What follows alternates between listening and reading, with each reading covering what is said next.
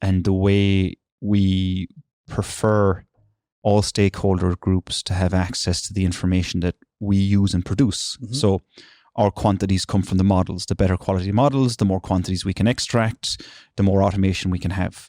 We prepare estimates and bills of quantities.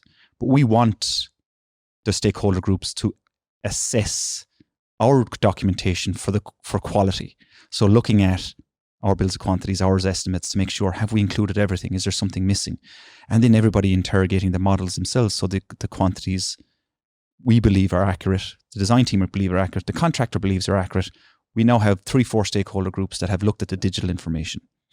But digital workflows, are they improving the accuracy then within the traditional project lifecycle or within the new project lifecycles we're trying to create? So over the last few months, I've seen this work in 2 ways. So one, where our advice, the model is, call it, absent on certain things because it's in infancy. So we then use our experience to layer in, these are the 10 things you're missing that we can't see. Yeah. Call a session, go through it, and people in the team go, oh yeah, absolutely need that, brilliant. So we do need these things. So we're going to see them in the next version of the model. Absolutely, brilliant, super. So that's one way where we're catching it. But in terms of how it's helping when you've got a more mature, robust design team and model, we are finding that collaboration is far greater. So people are moving away from, I'll send it out, and in 3 weeks' time or 5 weeks' time, I'll get back the bill. But the design is moved in 5 weeks. So what we're finding is, if we're doing it in an attritional way, and the way we're able to export it pretty instantly, and I would say the more intelligence and rigor that's put into with your design team. And I say that from a controlled, because we go through certain controls as a business with the designers to ensure that it talks to, whether it's Celebri or Costix or whatever it might be, that we've got a greater visibility of the output. So now what you're looking at is a component-driven model tied back into instant quant generation against, I think we had something like 2,500 quants in the last cost plan we done, which was a stage 3 maybe. Yeah. And I would say 85% of those were instantly out of the model. Now, what that allowed us to do is focus on the rates more. So now we spent more time investigating what was about 70 different subcontracts, breaking them back, understanding where we were. That's intelligence. Now we're actually saying, is that the product you're looking for? Which now you're going back as, rather than saying, I've got 15 or something, or I got 15,000, you're going back, you do realize this is the product you're looking for. That's no longer in stock, or that's no longer, the new product is X. We need to think about the specification and how it ties back into what you're procuring. And so what I find kind of fascinating about that entire workflow of the 3D models, the export in IFC, the communication digitally with that language of IFC into the estimating software, again, Costix is what we use. And then the ability to have an output of whatever you want afterwards, whether it is ICMS as a structure, or your WBS, or for your procurement 276, whatever it might be. Or it could be carbon. It could be carbon in RICS format. It could be master format. It doesn't matter. But it's just data. It's all restructuring. So we are using the same data to give the client their costs in their chosen format. And let's say that's in whatever it might be. It doesn't really matter. And we're giving the same data, provided correctly coded, to a contractor to procure the packages. That's efficiency. In 2 different structures. In 2 different structures, all the same quantities, very different look and feel, very different risk profile, but you're actually pulling them together in a succinct, instantly, really. That allows us to be more efficient with our time. So there's a natural benefit to the client there. And just more efficient with your time.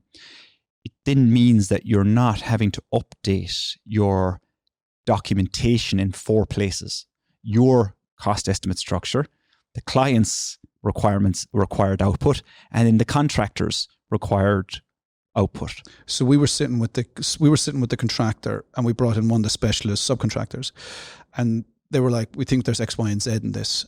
We went through the model.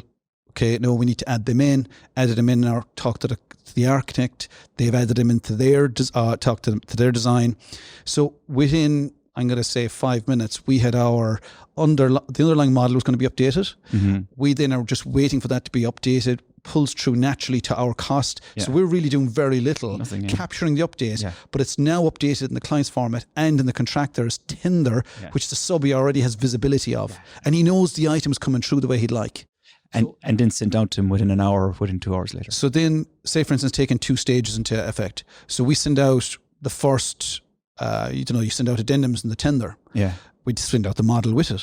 So you send out the model. Now we're able to go, and for the avoidance of doubt, here are the things that have changed between this model, and this is how it affects you visually. Yeah. So now we're having collaborative sessions, talking to the supply chain with call it facilitated by the GC, because we're now part of their team. Yeah. Ultimately, the client's paying for all of us. So why would you differentiate? It's the client's team at the end of the day. It's the client's team. So I'm saying to the contractor, tell us how you'd like it. We'll set it up. If it makes sense, let's do that. And they're going, absolutely. At which point now we're all talking the same language. The supply chain, and bear in mind, we might be tendering, so there could be 2 or 3 of these people. Yeah. 2 or 3. And then we're saying, does that make sense to each of you? Yeah. Some will decline to price it in that fashion because that's the way they are. Yeah. Some will embrace it, and some will be actually wanting to understand the model a bit more because they're trying to understand what's their risk profile on this. Because I don't want anyone to get burned along that furniture, because ultimately it comes back to my risk plan. And that cost will only flow to one person. And that's the client at the end of the day. Regardless of what you do at risk, it only flows to the client, absolutely.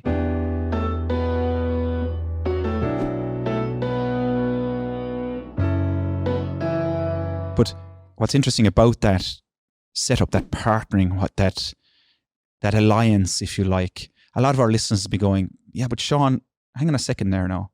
The contractor has contractual responsibility for their procurement process and their documentation. Why the hell are you putting together the bill of quantities for the contractor? If they take that approach, then they should certainly do their own. If they've already interrogated the underlying design, and bearing in mind, out of the model, we're getting the description, the code associated with that item, and the absolutely correct quantity. Yeah. Now you've got a source of honesty and truth that has been interrogated by 7 or 8 different people. Yeah. You can put it in a different format if you want, different structure, price it however you want. But you're getting, and if you work collaboratively, ultimately our duty, I'm with the RSCS, the Chartered Individual Arbitrators, various people. So our duties are to be have integrity, and to be, we work for the client. If we can't assist that process and bring very clear, transparent, honest, factual pieces of work to bear, everyone should be able to use that. Yeah. What I'm finding is some people will use that and use the intellect and challenge the intellect. So now they're saving themselves money and saving themselves weeks of time. Yeah. And it's kind of getting the best stakeholder to do the job. And contracts aside here, what we're all looking for is success in project delivery.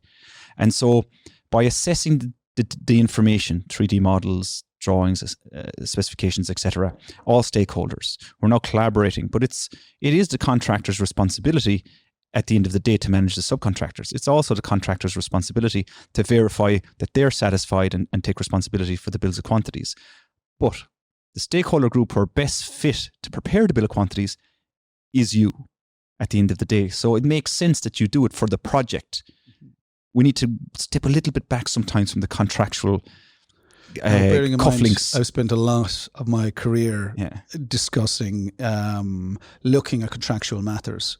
And people who might know me would go, well, Sean, you take a slightly different view on that perhaps. Yeah. But I'm absolutely in the place where we have to collaboratively work together. Yeah. I would say there's a contractual framework we all have to exist in. Yeah, absolutely. But I would say that if you've now got a model which has been interrogated, and as you work and if you do truthfully want to use data to your benefit to make things more efficient, to be more collaborative, now you're in a place where you're gonna engage in that process and find the issue sooner. Yeah. So that's the key here. Yeah. Can we all engage and find the issue sooner? Update it, get the issue resolved. So now you don't have a risk on the matter. Or else you go, guys, you're not allowed working space. One of the things that was kind of said to me the last few days, I don't think you've allowed working space. Well, I definitely have, because the quant that person had was, say, 200% more than what I had. It was just ginormous. And I said, well, we've got enough working space there for about 10 projects. But it's more of that factual debate can happen. It's based around something, one of us was either right or wrong. Let's agree what it is, build it in and move on. And I think that's where it needs to be, that kind of more intelligent approach. Yeah. So again, we've moved so far away from cost estimating here into the commercial management